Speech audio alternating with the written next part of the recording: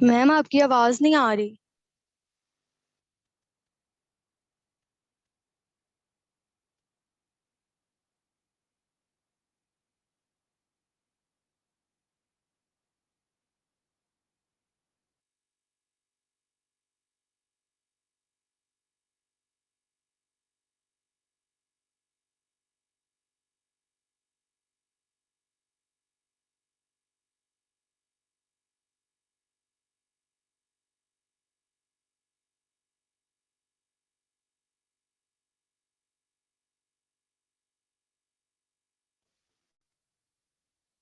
जी class अब आवाज आ रही है आप लोगों को?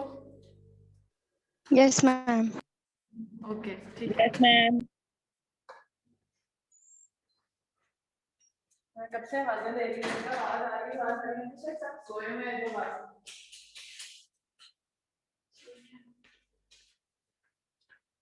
आज आप लोग सिर्फ क्लास के लिए आए हो या कोई एग्जाम वगैरह भी था? अच्छा, और तो नहीं किसी ने आना। आज की क्लास बड़ी इंपॉर्टेंट थी। मैंने ये टॉपिक मेरे जहन से निकल गया था, बल्कि ये ऐड करना था आपके सिलेबस में, और वो मुझे रात को याद आया कि ये भी एक टॉपिक बड़ा इंपॉर्टेंट था। तो वैसे मैं तो वाइंड अप क्लास कर रही थी लेकिन इसलिए मैंने कहा था कि कल की क्लास कोई मिस ना करे। मैंने मैसेज पहुंचाया था कि सब ये क्लास जरूर अटेंड करें, और ये बहुत इंपॉर्टेंट टॉपिक है मस्कुलोस्केलेटल अल्ट्रासाउंड के उस पे ना। ठीक है, तो आज का टॉपिक है हमारा developmental dysplasia of the hip ultrasound. इसको कहते हैं DDH, developmental dysplasia dysplasia of the hip.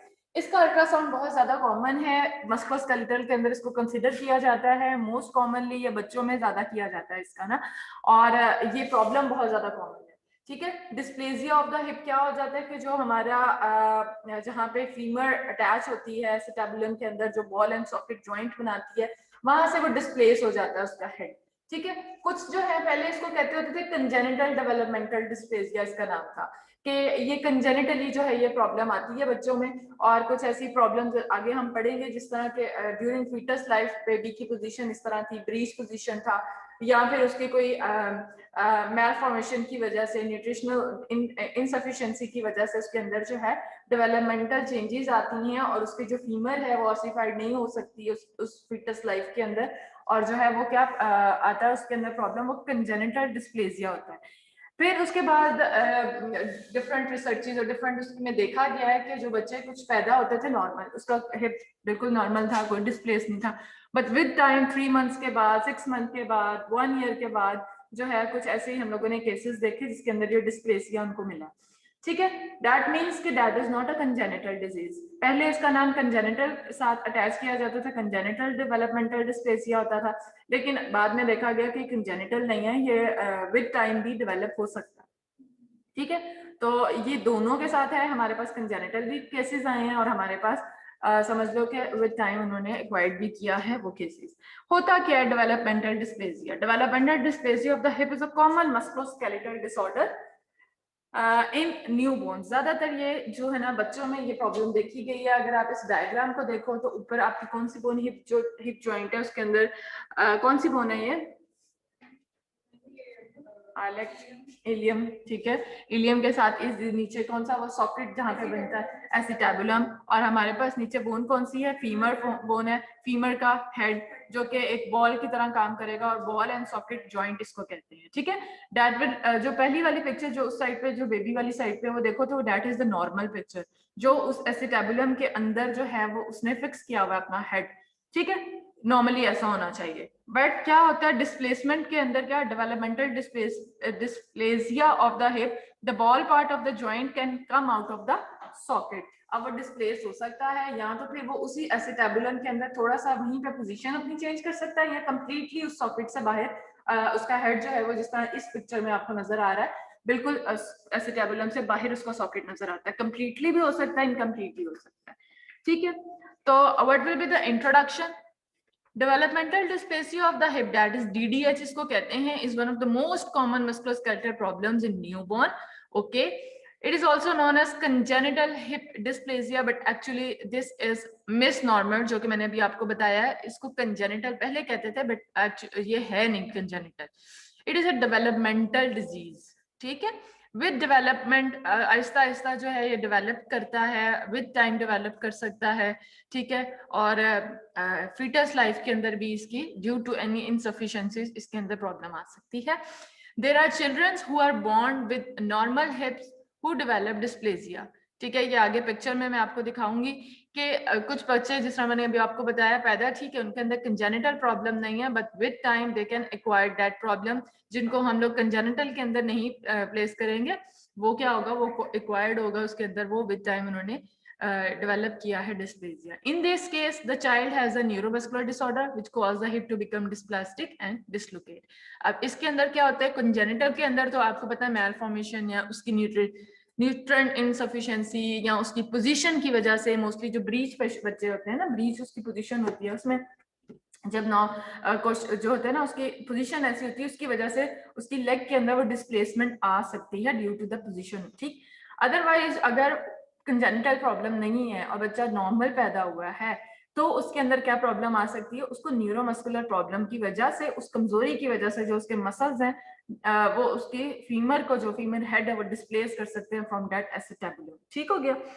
अच्छा, so we have to realize that DDH is a dynamic disease and it is not always present at birth as suggested by the name congenital hip dysplasia। पहले ये नाम होता था congenital hip dysplasia, जो के बाद में DDH में कन्वर्ट हो गया, बिकॉज इन्होंने नोट किया, सबने रिसर्चेस वगैरह हुई कि this is not a congenital disease, ये दोनों में मिला है, डायनामिक डिजीज इसको कहते हैं, कंजेनिटल भी मिली और एक्वायर्ड भी मिली। Treatment is easier and complications are less likely to occur when DDH is diagnosed early. That's why जितना जल्दी हम बच्चे के उसमें अल्ट्रासाउंड करके डिटेक्ट कर सकते हैं कि बच्चा जो है DDH में जा रहा है, तो अर्ली डिटेक्शन, अर्ली ट्रीटमेंट, और उसका कोई इतना ज्यादा कॉम्प्लिकेशन भी नहीं है, तो ट्रीटमेंट इज इजी, ठीक है। In this case, at 13 months, the only sign of formal dysplasia is the delay of the femoral head to ossify. Ossification की वजह से, due to delayed ossification की वजह से 13 months या उससे onward जो है वो हमें dysplasia मिल सकता है। अच्छा, developmental dysplasia of the hip is more common in girls, usually if there has been a breech presentation or when they have a positive family history, ठीक है। क्या क्या हो सकती है इसकी इटियोलॉजी में, कॉजेज में क्या आ सकता है। Number 1 is girls are common, girls के अंदर ये प्रॉब्लम ज्यादा कॉमन है, गर्ल्स बेबीज जितनी न्यू बॉर्न होती हैं, अगर बेबी ब्रीच पोजीशन में था इन फीटस लाइफ, उसमें कॉमन है, या फिर उसकी कोई पॉजिटिव फैमिली हिस्ट्री में जो है जेनेटिकली जो है वो ट्रांसफर हो रही है ये problem. These risk factors plays a lesser role in the boys. Club foot was thought to be a risk factor, but this is no longer holds true। मतलब कि इसके साथ पहले इसको यूनाइट किया जाता था कि दैट मीन्स कि डिस्प्लेजिया के साथ क्लब फुट मिलेगा ही मिलेगा। क्लब फुट क्या होता है, अंदर की तरफ को पाँव जिसका ना होता है, तो कहते थे कि डिस्प्लेजिया में मोस्टली केसेस में ये मिलता था, तो वो कहते थे हर डिस्प्लेजिया के अंदर, but that was not true. हमने सिर्फ डिस्प्लेजिया भी देखी है और उसके अंदर क्लब फुट नहीं मिला। तो इसके अंदर क्या है, developmental dysplasia, girls in breach 12%, ये सारे इसके कॉज, जो गर्ल्स आर मोर मतलब इनके अंदर प्रॉब्लम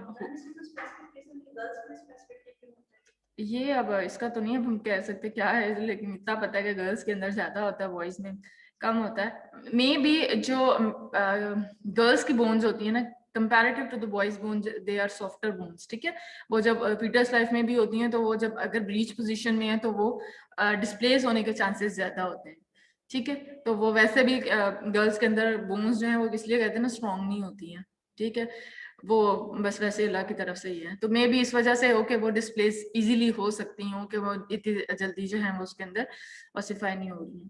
अच्छा, दूसरा क्या है, left side is more common than the right side, left side ज्यादा इन्वॉल्व होगी हिप की। और रिस्क फैक्टर्स क्या है, girls in breech position 12%, boys in breech position कम है उसकी percentage, girls with the posterior positive family history and boys with that means girls and with the positive family history and left side is common, ठीक है, बस ये याद रखो। Okay, अब आज हम लोग इसका अल्ट्रासाउंड कैसे करेंगे हिप के अंदर। वी ऑल नो, सबसे पहले हम लोग उसकी एनाटमी को देखेंगे कि जब आपको एनाटमी रीड करनी आती है तो आप उसका अल्ट्रासाउंड भी करोगे, और नॉर्मल कैसे नजर आता है, तो डिस्प्लेस्ड फेमरल हेड जो है वो किस तरह में नजर आएगा। When ultrasound we are looking at the same anatomical structure as on the x-ray. x-ray के ऊपर आप देख रहे हो कि आइलेक बोन ऊपर आपको नजर आ रही है और नीचे जो सॉकेट बन रहा है जिसका वो एसिटाबुलम, और उसके अंदर जो है दो में उसको डिवाइड किया गया है, अंदर वाली साइड प्यूबिक बोन और जो 2 नंबर है बाहर वाली साइड इज द इस्कियम। ठीक हो गया, this is the anatomy. One ऊपर आइलेक बोन, अंदर प्यूबिक बोन, और ये इसके अंदर आके फिर वो अटैच होगा। अगर हम इसको देखें पिक्चर को जो हमारे पास एक्सरे की है उसमें देखो तो हमारे पास जो स्पेस फ्री है ये वाली, ये यहाँ पे 1 इज द आइलेक बोन, ठीक है, ये हमारे पास फेमोरल हेड आ रहा है। जो अंदर वाली साइड यहाँ पे होगी, जो अंदर वाली साइड है that is the pubic bone, and जो बाहर वाली साइड है वो क्या है, इस्कियम। तो ये हमारे पास पूरा इस तरह का सॉकेट बनेगा। ठीक है, एनाटमी को और देखते हैं। Because the infant is lying on it's side the anatomy is displayed in a horizontal fashion instead of vertical. ठीक है, अगर आप देखो तो जब हम इसका स्कैन करते हैं तो जो बेबी है उसको हम लोग लाई करते हैं लिटा के, और उसका साइड पे इस तरह प्रोब रखते हैं, लेनिया प्रोब रखी है आपने। ये कौन सा व्यू है, ये कॉर्नर व्यू है, आपने साइड पे रखी हुई है इस साइड पे। तो कॉर्नर व्यू के लिए आपने प्रोब इस तरह रखनी है, तो हम लोगों को हॉरिजॉन्टल इमेजेस नजर आएंगे। ठीक है, अगर इसी को कंपेयर करो एक्सरे के साथ तो हम लोग समझो कि इस तरह हमें अल्ट्रासाउंड पे भी सेम ऐसी स्ट्रक्चर्स नजर आएंगे। ऊपर हमारे पास आइलेक, जो स्पेस हमने देखनी है जिसके अंदर ये आपको लाइंस नजर आ रही हैं, ये हमने बेसिकली स्पेस देखनी होती है। यहाँ पे फेमोरल हेड आके अटैच होता है, तो ये डिस्प्लेस होगा या नहीं होगा तो वो इस एरिया पे हम लोग इसको देख सकेंगे। ठीक है, and this is the way the ultrasound image is displayed on the screen of the ultrasound। अब ये पहला वाला image is the x-ray image, दूसरा क्या है स्कीमेटिक के, मतलब उसके अंदर बोन्स कैसे यूनाइट कर रही हैं, और third one is the ultrasound. ये किसी ने लाइन बीच में ड्रॉ की हुई है, रिमूव नहीं हो सकती। अच्छा खैर, अब देखो अगर हम देखें तो ये आइलेट ये है, ठीक है, एक्सरे के ऊपर।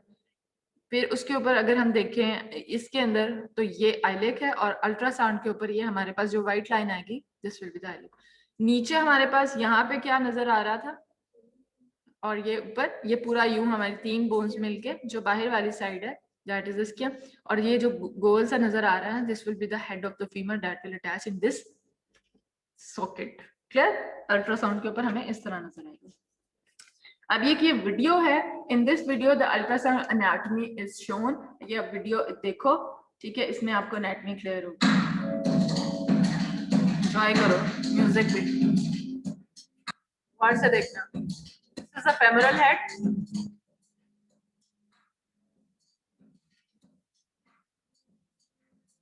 ग्रेटर टू कैंटर, ठीक है, फेमोरल हेड का आइलेक बोन, ठीक है, व्हाइट कलर की जो उसमें नजर आ रही है। दिस इज द लेब्रम जिसके अंदर अटैच होता है वो फेमोरल हेड। कार्टिलेज होता है एसिटाबुलम, और नीचे ट्राई रेडिएट कार्टिलेज, ऊपर कैप्सूल, और फिर ये मसल्स हैं कुछ ऊपर, gluteus minimus, gluteus medius. Clear हो गई? चलो, म्यूजिक ने भी एंजॉय कर लिया। ठीक है, आगे मैंने इसकी इमेज भी लगाई है। क्लियर होगी कि किस तरह हम लोगों को एनाटॉमी जो है वो नजर आएगी अल्ट्रासाउंड के ऊपर। हम लोग किस व्यू के ऊपर देख रहे हैं, कॉर्नर पे रखा तो हमें ये इमेज इस तरह नजर आएगा। ये जो व्हाइट लाइन है दिस इज द आइलेक बोन, नीचे जो यूं करके कनकेव बन रहा है दिस इज द सॉकेट जिसके अंदर फेमोरल हेड जो है वो आपको नजर आएगा। ऊपर यूं करके जो इसकी ट्यूब्रोसिटी सी बन रही है, हम सा बन रहा है ग्रेटर ट्रोकेंटर। फिर उसके बाद जो है कुछ मसल्स हैं ऊपर जो इंटीरियरली पड़े हुए हैं, ठीक है। फिर उसके अंदर कार्टिलेजेस हैं, लेब्रम है वो हम लोगों ने, और नीचे जो है ट्राई रेडिएट कार्टिलेज जो कि इंफीरियरली नजर आता है। क्लियर, एनाटॉमी क्लियर हो गई। ये अगर आप देखो इस पिक्चर के अंदर तो ये वाली एनाटॉमी थी जो उसने शो किया, ऊपर उसके अल्ट्रासाउंड इमेज। ये दिल कर रहा है दे दूं फाइनल में, इजी है ना? ठीक है, तो काफी क्लियर है, ठीक है। और अल्ट्रासाउंड के ऊपर क्या कहते हैं पेपर के अंदर अगर वो प्रिंट भी आ गया तो शोर नहीं मचाओगे कि सही इमेज नहीं है, बड़ा क्लियर है। वो व्हाइट लाइन को करो तो क्या है, आइलेक बोन, और नीचे जो इतना बड़ा सा है this is the femoral head, ये वाला, ठीक है। दिस हम्प इज, ठीक है, ये हमारे पास आ गए। फिर ये जो बीच में हमें यहाँ पे जो फेमोरल हेड तो यहाँ तक है ना, तो ये जो बीच में हमारे पास है this is the cartilage of acetabulum. नीचे जो ये कम वाइट वाला आ रहा है this is the try radiate cartilage, this one, ठीक है। ये छोटा सा जो ट्रायंगल सा आ गया लेब्रम, ठीक है। ये ऊपर कैप्सूल आ गया, ठीक है, और ये दो ऊपर मसल्स आ गए, दिस इज द एनाटॉमी, ठीक है। बड़ी अच्छी है, दिल कर रहा है देख, चलो देखी जाएगी। अच्छा, एग्जामिनेशन टेक्निक, ये लाइंस कौन ड्रॉ कर रहा है? तुम लोग ठहर जाओ जरा, इंसान बन जाओ, बच्चों की तरह लाइनें ड्रॉ कर रहे हो ऊपर। पढ़ने दो। अच्छा, कैसे? कहाँ पे? क्लियर? चलो, अपना कुछ ड्रॉ करना, मारूंगी वरना। चलो, अच्छा, एनाटमी हो गई हमने, और अल्ट्रासोनोग्राफिक एनाटमी भी देख ली, और उसको देख लिया कि हम लोगों ने कैसे किस व्यू के अंदर एनाटमी नजर आएगी। अब करते हैं उसकी examination technique. What we required, linear probe, high frequency linear probe is use, क्योंकि हम लोगों ने बच्चों का करना है। एक दूसरा हम लोग को इतनी ज्यादा पेनिट्रेशन रिक्वायर्ड ही नहीं है, हमें रेजोल्यूशन बहुत बेहतर चाहिए, for that we use linear probe, high frequency probe is use. The focus is set at the acetabular edge. अब हमने सेंटर्ड जो है वो फोकस रखना है एसिटेबुलर को, ठीक है, ताकि उसके इधर और इधर वाला एरिया भी इंक्लूड हो जाए। तो सेंटर्ड फोकस हमारा क्या है? Acetabular as.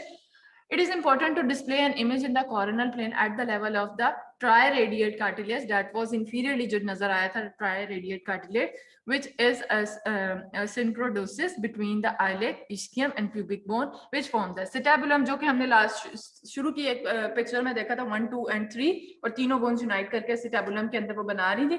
वो एरिया हमने फोकस करना है, वो एरिया हमें इमेज में नजर आना चाहिए, उसके साथ तीनों बोन्स वो नजर आए। कौन कौन सी? iliac, ischial and pubic bone। अच्छा, this is shown in this video. अब नेक्स्ट वीडियो देखते हैं हम। आज वीडियोस लगाई हैं मैंने, एंजॉय करो। लास्ट तो हो, उसको क्या हो गया, नजर ही लग गई। चलो, triradiate cartilage that was inferiorly present. अब वो किधर था? अब उस, अगर इस इमेज को देखो तो ये जो आपको लाइन नजर आ रही है ना, दिस इज आवर प्रोब। जिस तरह प्रोब को इस तरफ को लेके आ रहे हो बाहर वाली साइड पे, तो हमें क्या क्या चीजें, प्यूबिक बोन और ये वो जिस तरह हम अंदर और बाहर की तरफ को इसको मूव कर रहे हैं, उस तरह हमें इमेज जो है वो मूव करता हुआ इसको देखना। अभी दोबारा से कि इस लाइन को देखना और साथ में इमेज को देखना, तो वो हमें प्रोब कैसे मूव कर रही है, किस तरफ को मूव कर रही है, तो हमें वो चीज नजर आ रही है। अब ये देखो, अंदर वाली साइड पे जा रहा है प्यूबिक बोन की तरफ, ठीक है। दिस राइट, जब हम इंटीरियरली अपनी प्रोब को लेके जाएंगे, अंदर वाली, इंटीरियर कह रही हूँ, मीडियली लेकर जाएंगे, तो हमें कौन सी बोन नजर आएगी? प्यूबिक। अब देखो, हम मूव कर रहे हैं बाहर की तरफ को, ठीक है, तो हमारे पास कौन सी बोन आ गई? नीचे, ठीक है।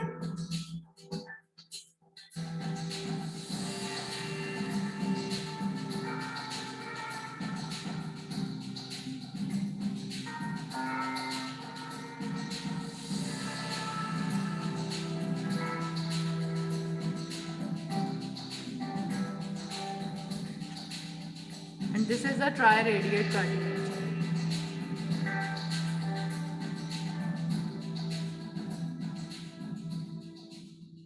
ठीक है, बड़ी मेहनत से ये वाला मैंने बनाया लेक्चर, और जो है ना, ताकि इजी समझ आ जाए। बहुत ज़्यादा कॉमन है मस्कुलोस्केलेटल में यह टॉपिक, पता नहीं मेरे ज़हन में से कैसे निकल गया, रात को एकदम याद आया कि ये तो टॉपिक सबसे पहले इंक्लूड करना चाहिए था, डीडीएच का।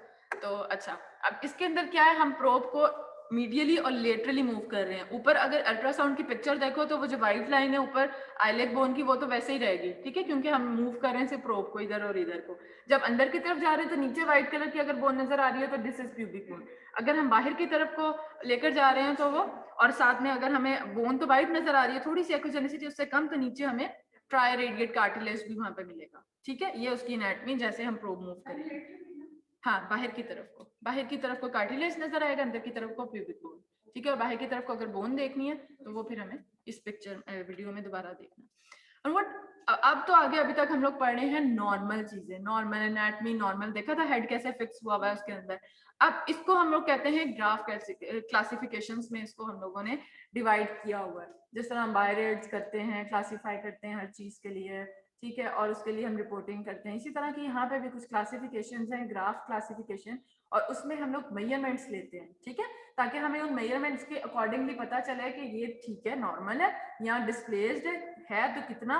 और अगर आपने मेरी वो वाली प्रैक्टिकल क्लासेस ली हो जिसके अंदर मैंने आपको मेजरमेंट्स की कुछ एनोटेशन वो बताई थी चीजें, कि उसके अंदर एंगल बताया था मैंने, एंगल को जब मैं प्रेस करती थी तो इसके अंदर प्लस सा एक यूं करके एक लाइन, उसको फिर हम रोटेट करके उसकी मैंने इंपॉर्टेंस बताई थी। उसकी इंपॉर्टेंस यहाँ डीडीएच की मेजरमेंट में, ग्राफ क्लासिफिकेशन में बहुत ज्यादा है। क्यों? क्योंकि हमने इसमें एंगल लेना होता है। अब हम कैसे पता चलेगा कि डिस्प्लेस्ड अगर है तो कितना, वो हम एंगल लेंगे, कैसे आगे देखते हैं। अच्छा, graph classification, as a consequence the graph classification of the hip dysplasia is mainly based on the morphology of the iliac bone, where we look at the shape of the acetabulum, the bony and cartilaginous acetabulum rim, labrum and position of the femoral head. ये सारी चीजें को देखेंगे। Normal हमें positions पता है उस area के, एसिटाबुलम है, लेब्रम है, हमने एनाटॉमी में सारी चीजें देख ली हैं, ठीक है। अगर वो अपनी पोजीशन पे नॉर्मली प्लेस्ड हैं तो normal, otherwise displaced. Since ultrasound has an advantage of also displaying the cartilaginous structure, अब इसके अंदर ultrasound is the only investigation, जो कि हम अभी तक कह रहे थे ना कि बाकियों के लिए तो हम MRI की तरफ ले जाएं, CT, but this is the only ultrasound जो है हमारे लिए इसमें सबसे इंपॉर्टेंट रोल प्ले करेगा। एक ये कि हम लोग सिर्फ बोन्स को नहीं देख रहे, हम इसमें कार्टिलेजेस को भी देख रहे हैं और हमारे साथ मूव कर रहे हैं अपने, उसके अंदर डायनामिक इमेजिंग है। तो ultrasound is the best modality to investigate DDH, ठीक हो गया। अच्छा, कार्टिलेजेनियस स्ट्रक्चर्स हम देख सकते हैं इसके अंदर। We can also look at the coverage of the femoral head by the cartilage of the acetabulum and the labrum. These all are the anatomy which we have to be covered in this graph classification. जब हम इसकी classifications लेंगे तो ये सारी चीजें normally हम लोगों ने इस जगह देखनी है। अब क्या मेजरमेंट्स लेंगे हम लोग इनकी? First 3 points of the interest need to be identified in the image. अब हम लोगों ने नॉर्मल्स देख ली है ना, अब हम एबनॉर्मलिटी की तरफ जा रहे हैं। क्या जहन में 3 पॉइंट्स होने चाहिए जो अपनी जगह पे हैं, तो हम लोग कह सकते हैं ये पहले 3 पॉइंट्स नॉर्मल देखो। नॉर्मली ये 3 पॉइंट्स इस तरह होते हैं। नंबर 1 पॉइंट जो कि ऊपर आप देख रहे हो, that is the centre of labrum. जो ट्रायंगल छोटा सा नजर आ रहा था हम लोगों को एनाटॉमी में, जब वो वीडियो में देखा तो वो ट्रायंगल सा आता है छोटा सा, ये पड़ा हुआ 1 पे, कहाँ गया ये, ठीक हो गया।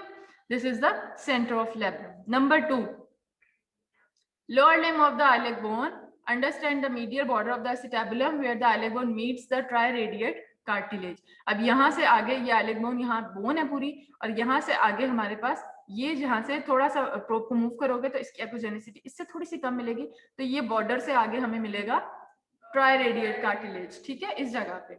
And third one is this, वो क्या है?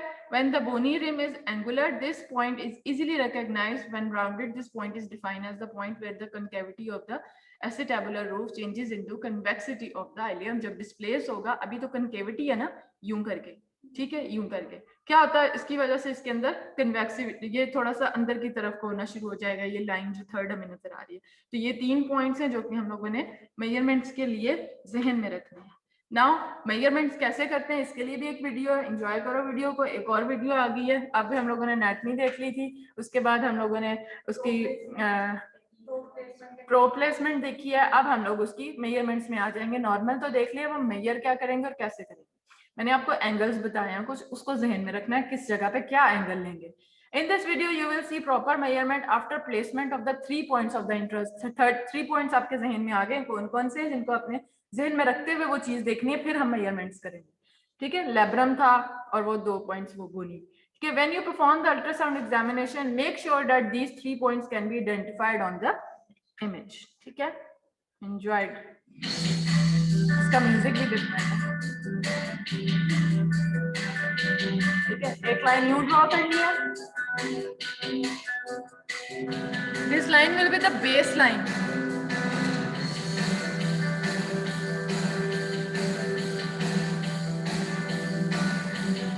दूसरा पॉइंट देख रहे हो, एक ये angle, this is the alpha angle. दूसरा पॉइंट लेब्रम वाला, उसको सेंटर रखो, दूसरी लाइन वहां ड्रॉ करो, बीटा एंगल। क्लियर? ये हम लोगों ने एंगल लेने होते हैं दो, एक अल्फा एंगल और एक बीटा एंगल। कैसे?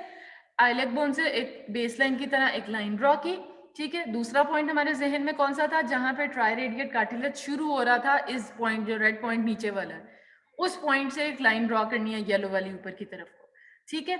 उसका और बेसलाइन के आपस में जो हमारे पास एंगल आएगा, that will be the alpha angle.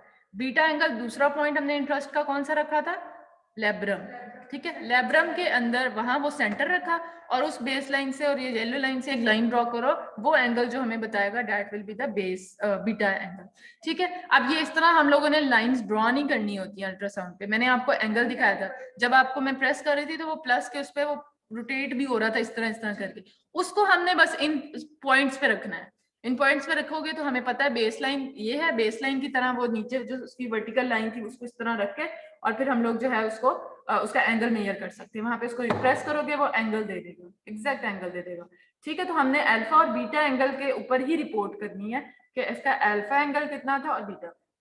Anatomy होगी, मेजरमेंट्स हो गई, अल्फा एंगल बीटा एंगल ले लिया। अब क्या बताएंगे अल्फा एंगल बीटा एंगल्स, ठीक है, कितना नॉर्मल होता है ये हमारे पास है इनकी क्लासिफिकेशंस, जिसको हम ग्राफ क्लासिफिकेशन जो मैंने अभी कहा था कि हम लोगों ने जब इसकी मेजरमेंट्स लेनी है, ठीक है। ये शॉर्ट वर्जन है। The alpha angle which is the measurement of the bony roof of the acetabulum mainly determines the hip type. Alpha angle hip type बता रहा है। Actually, the classification purpose of the beta angle is only used to differentiate between type A1, sorry, IA या फिर 1A कह लो, ठीक है, या 1B, both normal hips between the type 2C and type D. अब हम लोगों ने सिर्फ और सिर्फ इसकी मेजरमेंट्स को याद रखो, बस ये कि अल्फा एंगल जो है टाइप 1 जो होती है दैट इज नॉर्मल, जिसका जो एंगल है मोर देन 60 डिग्री होता है, ठीक है। फिर टाइप 2, टाइप 3, टाइप 4, इस तरह उनमें फर्दर जो है ना सब क्लासिफिकेशंस दी हुई हैं। वो आपके लिए इतना नहीं है, वो डॉक्टर्स जो है रिपोर्टिंग पर्पस के लिए यूज करते हैं, बट यू ऑल नो कि बस क्या नॉर्मल है। टाइप 1 से नॉर्मल की तरफ से ऊपर की तरफ हम एबनॉर्मेलिटी की तरफ उसकी एंगल्स को देखते जाएंगे। वो शॉर्ट वर्जन था। लॉन्ग वर्जन में क्या होता है, another important factor is the age of the child, ठीक है। Up to the age of 3 months, that is 13 weeks, alpha angle below 60 degree is acceptable, ठीक है। क्योंकि क्या होता है, बोन्स अभी ऑसिफाई हो रही होती हैं, तो 60 वैसे हमने कहा 60 से अबव जो है वो नॉर्मल में आता है, लेकिन हम 3 months के अंदर लॉन्ग वर्जन है ये। अगर 3 months तक बेबी उसका अल्ट्रासाउंड करवाने आया, उसका लेस देन 60 एंगल है, तो उसको हम एक्सेप्ट करेंगे, दैट इज नॉट एबनॉर्मल, ठीक हो गया, समझ आ गई। A neonate can even start with an alpha angle of 50 degree, ठीक है, दैट इज 60, बट न्यूनेट है, कम है 60 से, तो that is acceptable because bones अभी, provided that the angle gradually reaches the 60 degree by the age of 12 weeks. 12 weeks या 13 weeks से onward जो है वो फिर आहिस्ता आहिस्ता जो है उसके अंदर 60 डिग्री से ऊपर जो है वो आना स्टार्ट हो जाता है। At the age of 3 months, the decision has to be made whether the hip is normal or not. ठीक है, तो हमेशा जब भी आप लोगों ने अल्ट्रासाउंड करना है उसकी एज जरूर देखनी है कि अगर वो 3 months से कम बच्चा है तो अगर उसका आ रहा है 60 से कम आ रहा है एंगल, तो आप उसको नॉर्मल नहीं कंसिडर करोगे, ठीक है। हमने डिसीजन 3 months के बाद ही लेना है कि आया कि उसका जो हिप है वो डिस्प्लेस्ड है या नॉर्मल है, तो वो 3 months के बाद ही हम देखेंगे। अगर 3 months के बाद 60 से कम आ रहा है, that means leading towards the classification graph की, वो टाइप 1, टाइप 2, टाइप 3 उनकी जो उसमें फॉल कर रही होगी, ठीक है। अदरवाइज अगर टाइप 1 है तो 60 से अबव होना चाहिए। क्लियर हो गया। Identically if a neonate starts with an alpha angle of 60 degree then everything is okay and no follow up is necessary. वो पैदा ही 60 से हुआ है तो nothing to worry, वो और ज्यादा बल्कि उसका एंगल अब बढ़ेगा ही आहिस्ता आहिस्ता, तो वो फॉलो अप की भी जरूरत नहीं है। क्लियर है। एंगल कम होगा तो एबनॉर्मलिटी है, 60 से अबव जो है वो नॉर्मल है, ठीक है। तो वैसे 3 months तक 60 हमें अल्फा नजर आता है, लेकिन उससे कम अगर नजर आ रहा है तो फिर भी 3 months तक वेट करो। 3 months के बाद हम डिसीजन लेंगे। अगर पैदा ही 50 तक अगर नॉर्मली होता है तो वेट फॉर 3 months। अगर 60 पे ही वो न्यूनेट पैदा हुआ है तो nothing to worry, follow up की भी जरूरत नहीं है, ठीक है। फॉलो अप उन पे है जिनका 50-60 अगर स्टार्टिंग में है तो 3 months का वेट करो, 3 months का फॉलो अप रखो। After 3 months we have to decide आया ये जो है डिस्प्लेसिया है या फिर वो according to the alpha angle जब लेंगे। और मैम जो 60 डिग्री है ये अल्फा एंगल, और मैं बीटा का आपने बीटा में अभी बताती हूँ, ठीक है। अभी हम अल्फा पढ़ रहे हैं, ठीक हो गया। ये उसके अंदर पूरा टेबल है फॉर योर इन्फॉर्मेशन। टाइप 1 जो है मेच्योरिटी, उसके अंदर मेच्योर होती है, बोनी रूफ जो है गुड है, alpha angle is more than 60, bony ring sharp नजर आता है, cartilage good coverage, femoral head, ठीक है। बीटा एंगल लेस देन 55 या मोर देन 55 ये उसकी टाइप है, और ये हर एज ग्रुप में मोर देन 60 अल्फा होना चाहिए, दिस इज द नॉर्मल, ठीक है। लेस देन 3 के अंदर बस आप देखो बोनी एंगल को, इसके अंदर देखो बस इनको कंपेयर करो एजिस को और बोनी एंगल देखो। लेस देन 3 months 50 से 59 तक होता है, ठीक है। तो वेट फॉर 3 months, ठीक। फिर लेस देन इसके अंदर मेच्योरिटी ग्रेड्स और ये जो है ना इसके अकॉर्डिंगली टाइप्स को इन्होंने वो किया हुआ है कि उसके अंदर बोन्स कैसे शार्प हो जाएंगी या बोन्स कैसे, ठीक, ये चीज जरूर देख लेना। अब ये देखो इन्होंने क्लासिफाई किया हुआ है उसके ऊपर पिक्चर के ऊपर कि टाइप 1 कौन सी, टाइप 1A। टाइप 1A जो है हमें पता है कि अल्फा एंगल मोर देन 60 होता है, तो इसके अंदर अल्फा 69 है, ठीक है। फिर आहिस्ता आहिस्ता जो है वो हम लोग कैटेगरी देख रहे हैं, नॉर्मल से अब नॉर्मल की तरफ आना है। Type 1 is the normal one, और फिर हम लोग जैसे जैसे उसकी देख रहे हो, पहले 69 था, अब अल्फा एंगल देखो तो 63 आ गया, ठीक है। आज फिर आ जाओ अगली 2A, 2 पे आ गए क्लासिफिकेशन में, तो 55 अल्फा एंगल आ गया, ठीक है। डिस्प्लेसमेंट हो रही है, ठीक, 55, 55, 48, 46, 40, ठीक है। दिस इज, हमें नीचे पिक्चर देखो तो वो पता चल रहा है कि वो उसके अंदर फिक्स नहीं है, हम फेमरल लाइट डिस्प्लेस हुआ हुआ, स्पेस आई है उसके अंदर। तो this is our last slide, जिसके अंदर हम कैसे रिपोर्ट करते हैं, ये चीजें हमने देखनी होती हैं फॉर टू रिपोर्ट डीडीएच।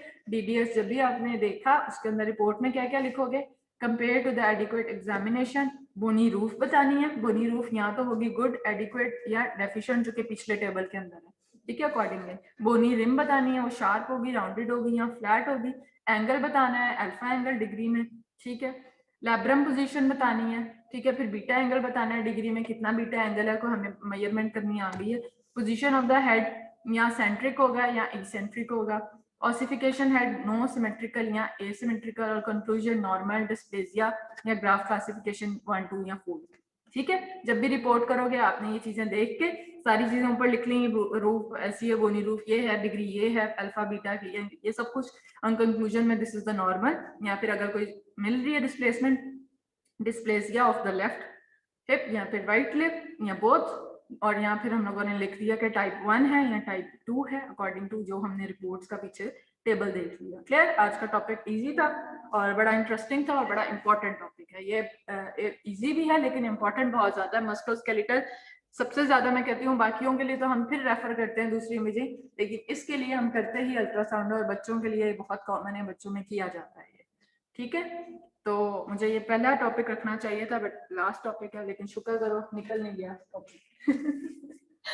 ठीक है, तो हो गया। मेरा ख्याल है आप सबको समझ आ गई होगी, कोई ऐसी प्रॉब्लम नहीं है। आज रात को बैठ के बनाई है, मेरे सीधे नहीं, तो मैं तो वो बैठी थी गूगल पे सर्च कर रही थी मस्कुलोस्केलेटल के लिए टॉपिक में, तो डीडीएच सामने आया ऐसे, तो उनका यार ये मिस हो गया। वीडियोस होनी चाहिए ना, इसलिए मैं आप लोगों को कहती हूँ जिसकी वीडियोस मुझे अब इसमें स्लाइड्स में लगती नहीं है, यूट्यूब भरा पड़ा है वीडियोस के, ठीक है। ये तो कुछ सेकंड्स वाली वीडियो थी ना, पूरी स्कैनिंग टेक्निक्स आपको उस वीडियोस में मिलती हैं। ऐसे एनाटॉमी बता रहे हैं, साथ में उसकी डायग्राम वाली एनाटॉमी, ताकि जहन में हो, फिर अल्ट्रासाउंड पे कैसे नजर आती है। और ये सिर्फ उसकी नहीं, मस्कुलोस्केलेटल की हर रीजन की, आप एब्डोमेन का अल्ट्रासाउंड कर रहे हो, ब्रेन का कर रहे हो, हर चीज अवेलेबल है यूट्यूब की वीडियोस में। तो वीडियोस देखा करो, वीडियोस बहुत इंफॉर्मेटिव होती हैं और मजा आता है देखने का भी, और समझ भी आ जाती है वीडियोस के थ्रू ना। नहीं, ये इसकी जो रेडियोलॉजी असिस्टेंट की वेबसाइट है ना, उसके अंदर ये पूरा टॉपिक पढ़ा हुआ है, ठीक है। इसी तरह पढ़ा हुआ है, मैं पढ़ते पढ़ते मेरे आया, मैंने वहीं से उठाया वीडियोस, बल्कि मेरी लगी है ये स्लाइड में, हस्बैंड को कहा मुझे वीडियोस लगा के दे, कहते हैं ऐसे ही लगा लो, मैंने वीडियोस लगा के, तो वीडियो से तो मजा आ रहा है, मुझे लगानी नहीं आती थी, तो मैंने सॉफ्टवेयर डाउनलोड किया कि यूट्यूब की जो वीडियोस हैं वो डाउनलोड हो सकती हैं, और लैपटॉप पे करके दिया। रात 12-1 बजे मैं ये काम कर रही थी, फिर मैंने मैसेज 12 बजे किया होगा मेरा ख्याल है, देख लो स्टूडेंट्स को, कि उस वक्त ही कहा था मैंने, तो मैं उसी वक्त मैंने लेक्चर कंप्लीट करके बैठ बनाया था, और मेरा आज फर्स्ट स्लॉट में विजिलेशन की ड्यूटी हुई थी, और रात 12 बजे तक मैं ये काम कर रही थी, और मैं फटाफट काम, मैंने कहा ये ना क्लास को मैंने बताया था लास्ट लेक्चर, और वो शायद ये ना, तो मैंने कहा था इंपॉर्टेंट टॉपिक है, तो कोशिश करना कि जाग ही रहे हो, तो वैसे तो 12-1 बजे तो तुम लोग की सुबह होती है, ठीक है। तो वैसे मेरा था कि कोई ऐसे कंक्लूजन, टॉपिक लास्ट था, सिलेबस भी हमारा कंप्लीट हो गया हुआ है, ठीक है। ईद है, अब ईद एंजॉय करो, गोश्त एंजॉय करो, और टिक्के शिक्के बनाओ, ठीक है। अब ईद के बाद ही मिलेंगे इंशाल्लाह, और हम लोग अब मिलेंगे प्रैक्टिकल्स में, ठीक है। थ्योरेटिकल सारा हमारा सिलेबस कंप्लीट हो गया, अब इंशाल्लाह हम लोग, मैं उसका आप लोगों को जो है ना बता दूंगी कि कैसे प्रैक्टिकल्स हम क्लास के टाइम पे करेंगे, और कोशिश करेंगे कि क्लास के टाइम पे ही करें, ताकि दूसरी क्लास को ना, मतलब उनको उनकी क्लास के टाइम पे, और जो है ना हर क्लास का अपना जो टाइम होगा उसमें हम लोग उसका।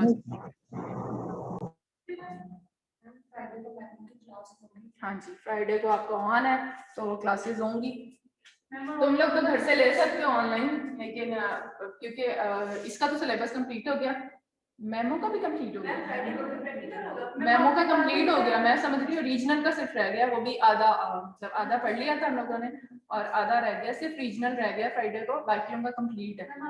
मेमो की भी नहीं होगी क्लास और मस्कोस्पाइटर की भी नहीं होगी क्लास, नहीं होगी, लेकिन मैं प्रैक्टिकल का स्केड्यूल आप लोगों के साथ शेयर कर दूँ, ठीक है।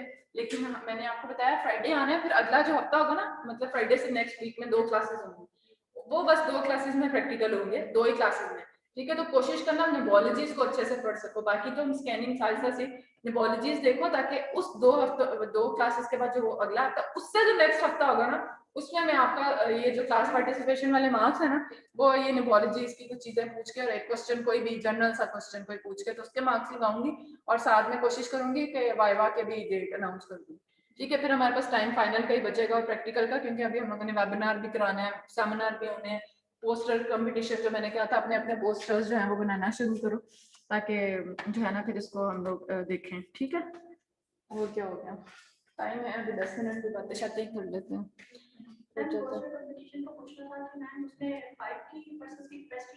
फाइव फाइव फाइव, ठीक है, 5 का एक ग्रुप,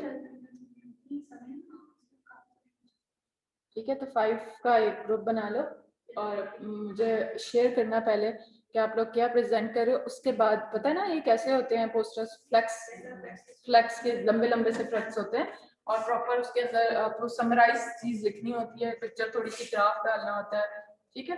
तो वो आप जो जिसका टॉपिक अच्छा, लेकिन अभी तो हमें 10 ही रिक्वायर्ड है, इससे ज्यादा नहीं, ठीक है। तो पहले तो आप इन 10 में आने की कोशिश करो, ठीक है, सेलेक्ट हो जाए आपका, ठीक, और हो जाए फिर आप प्रिंट कराना, ठीक है। तो आप लोग पहले ये सब देख लो, उसके बाद हम लोग करेंगे, ठीक है। कुछ चीजें शायद ये ईद की छुट्टियों में कुछ डिसाइड हों, लेकिन मतलब वेबिनार कब हो रहा है कुछ ऐसा, देखो क्या डिसाइड होता है सारा, कि ईद के बाद ही हमने कहा था डिसाइड करने का, ठीक है। ऑनलाइन वाले जाग रहे हो, सोए हुए हो? Yes, ma'am. Yes ma'am. Very good, good morning, नाश्ता वाश्ता कर लो, आए क्यों नहीं हो, लास्ट क्लास पे आ जाते। हाँ, आउट ऑफ स्टेशन वालों ने तो कहना है हम लोग तो बस अब चले गए, छुट्टियां हो गई हैं उनकी, चलो बनता है, वो तो मंडे को ही आएंगे।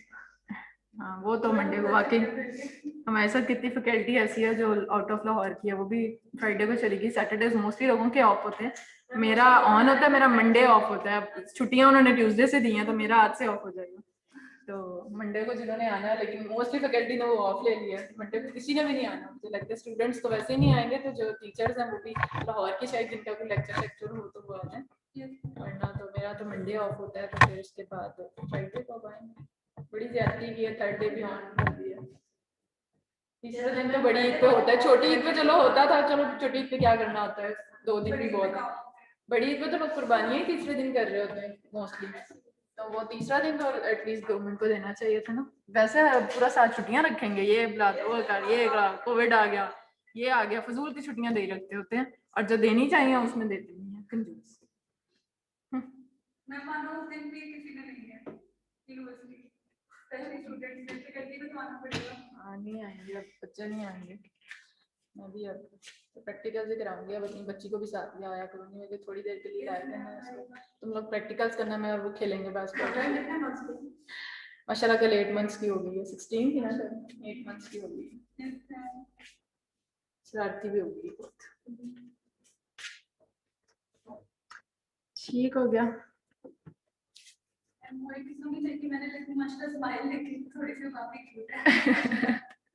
पूरी उसकी बेटा कोई क्वेश्चन तो नहीं है ऑनलाइन वालों, हम बातें कर रहे हैं, कुछ आप लोगों ने भी ऐड करना है तो यू कैन ऐड समथिंग, अगर कोई लीव करना चाहता है तो लीव कर दे, हम लोग बस 10 मिनट तक मैं क्लास लीव करूंगी, तो हम लोग तो बातें कर रहे हैं, क्लास का टॉपिक हो गया। अटेंडेंस आपकी ऑनलाइन है, वो जूम पे आ जाएगी। ओके मैम, सबके लगा दी। अल्लाह हाफिज़, ईद मुबारक, जाओ।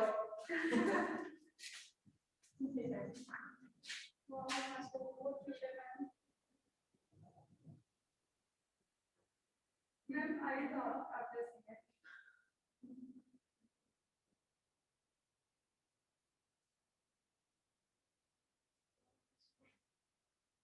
माशाल्लाह हंसती रहती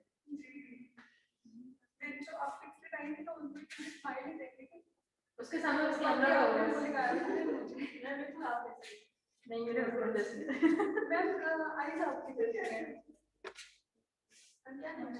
मिंसा वैसे मैंने जब रखा था उस वक्त नहीं था, जब रख लिया तो इतनी मिंसा हर घर से मिंसा निकल रही थी।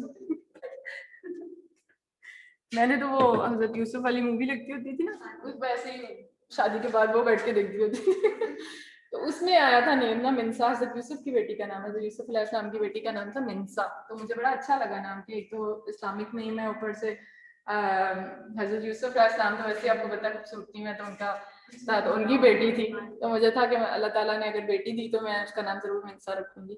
तो फिर नेम भी अच्छा, छोटा सा नेम है और उसका मतलब भी पीस, और अच्छा नेम था अमन पीस।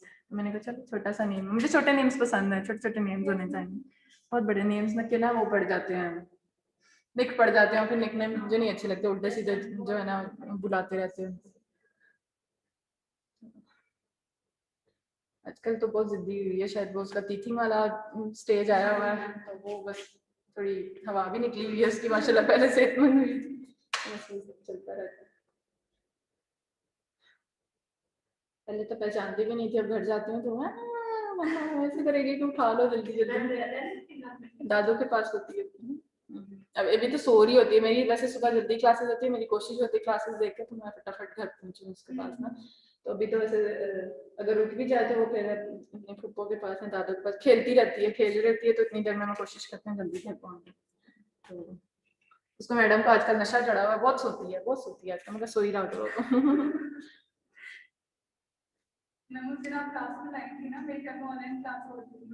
हाँ स्टार्टिंग में एक दफा वो आगे पीछे बड़े चुप करके बैठी, मैं उसको कॉर्ड साथ लेके आई थी, क्लास खाली थी बिल्कुल, उसको मैं स्टार्टिंग की क्लास थी, और आपको पता कितनी ज्यादा आवाज एको की प्रोड्यूस होती है खाली क्लास हो, उसको मैंने कॉर्ड में इस तरह सामने, मैंने कहा गिरना जाए, छोटी थी उसको, तो मैंने कहा खेलेगी उसके ऊपर, मैंने टॉयज से यूं लगाए हुए थे उसने उसके अच्छा मैं बोली जाऊँ और उसने जो मैंने कहा तुम क्लास दे दो, चुप हो जाओ तुम, नहीं उसने नहीं चुप हुई और वो शुरू हो गई बस, वो भी पढ़ा रही है।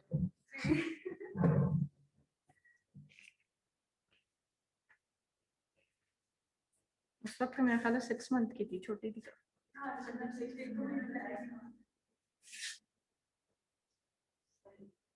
ठीक है, तो कोई क्वेश्चन कुछ है, कोई बात कुछ डिस्कस करने वाली? ऑनलाइन वाले बोर हो रहे होंगे, दे कैन लीव, ठीक है, अटेंडेंस आपकी लग जाएगी।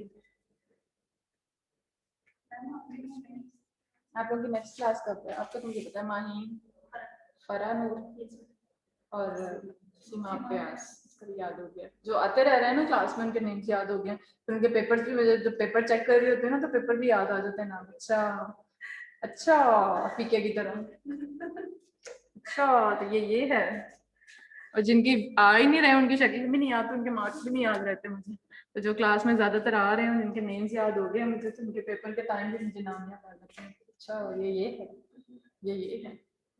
नहीं वो आज मतलब आज या कल में करूँगी चेकअप, अब यही छुट्टियों में मैंने यही करना है, लोगों ने गोश्त बांटने, मैंने पेपर चेक करने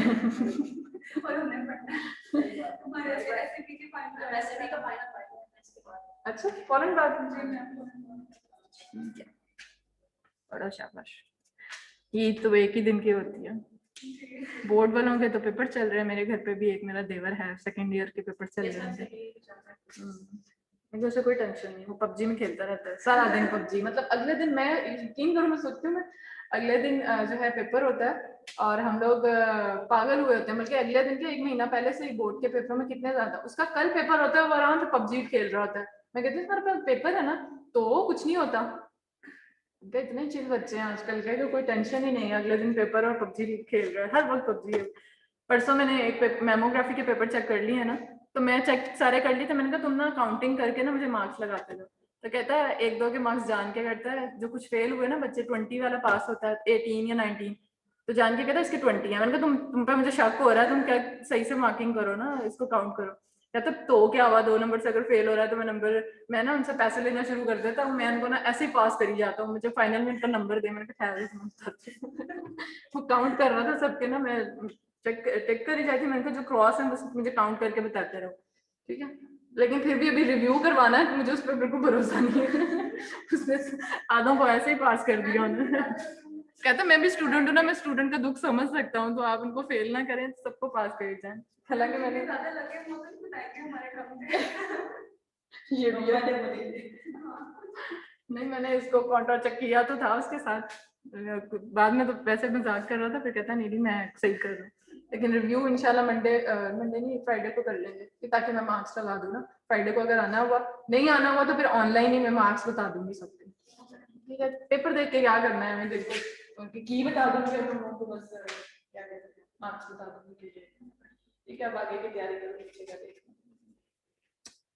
ठीक है। चलो बेटा मैं खत्म करती हूँ क्लास को, और इंशाल्लाह ईद के बाद मिलेंगे। एडवांस में सबको ईद मुबारक, खैर मुबारक। गोश्त शोश्त बचा के रखना को बारबेक्यू के लिए, खाना जाना सारे मिलके ईद करेंगे। थर्सडे यूनी में मैम बारबेक्यू करवा रहे हैं ना ये। हाँ हम मिलके करेंगे सारे, गोश्त अपने अपने सारे ना, कोई मसाला शसाला लगा के रखना, ठीक है। उसके बाद हम जो है ना सारे मिलके चलते हैं, और बस सही है, अपनी एक एक रान मिलके रखना। पूरी पूरी रान रोस्ट करेंगे, ठीक है। तो फिर हम लोग खुद का बारबेक्यू कर लेते हैं, ठीक है। चलो ओके, अल्लाह हाफिज।